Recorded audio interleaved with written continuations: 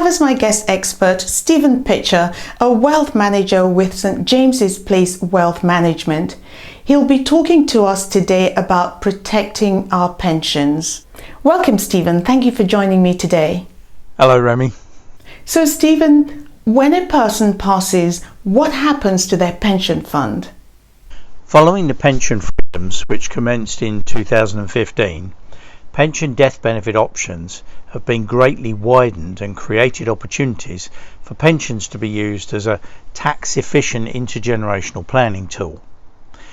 Your client's pensions can be left to anyone, not just dependents, including family members, financial dependents, or even someone unrelated to them.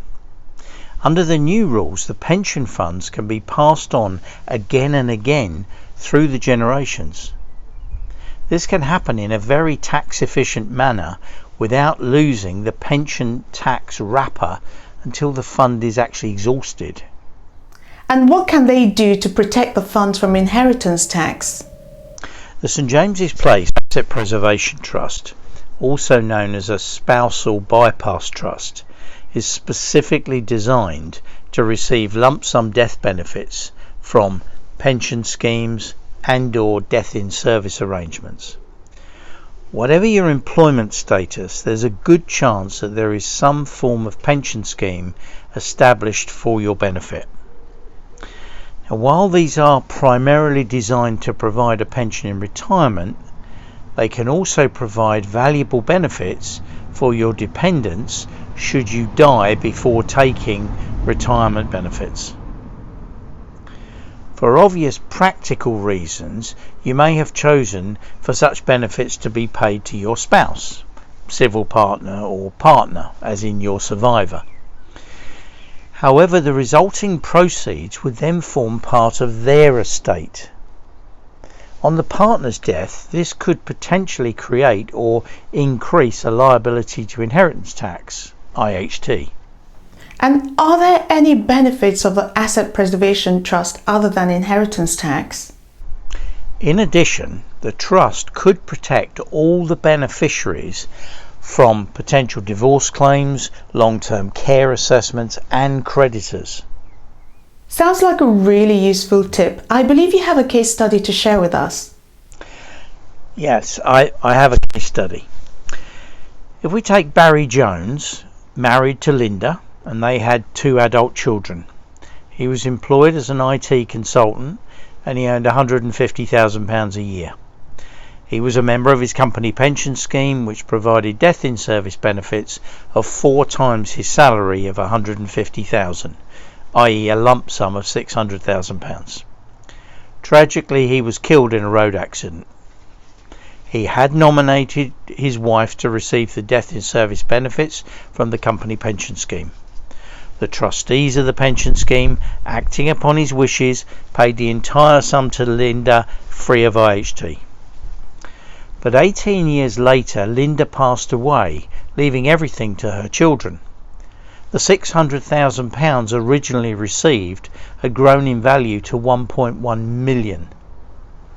Now, because of her other assets, IHT was payable on the full £1.1 million at 40%. Resulting in a tax liability of £440,000. So what would have happened if they had used the trust? This could have been avoided using the Asset Preservation Trust. By expressing a wish to have death in service payments, benefits, made payable to the trustees of an Asset Preservation Trust instead of paid directly to Linda, Barry would have ensured that the benefits were not treated as Linda's assets, yet she would still have access to the money held in the trust. This would have meant no IHT on her death, saving £440,000. The children would have been named beneficiaries, yet the proceeds would not have fallen into their estates. And a final tip to share with our viewers? Nomination of beneficiaries or expression of wishes forms. It's vitally important that you keep your expression of wishes document held by your pension trustees up to date. In the event of your death, people whom you no longer wish to benefit could still be listed as a beneficiary. Your pension provider, invariably acting as trustee, has little guidance as to whom you wish to benefit from this asset, other than this document. The will is not binding on the pension fund, so keep your expression of wishes up to date. Simply request from the pension trustees either a copy of the existing letter they hold on file for you, which you probably completed when you joined the scheme, or request a new form to ensure your instructions fully reflect your wishes. Thank you so much for joining me today, Stephen, and helping us to understand how to protect our pension benefits. You're very welcome, Remi. I hope this helps. Please read the disclaimer coming up shortly, together with details of how to contact Stephen.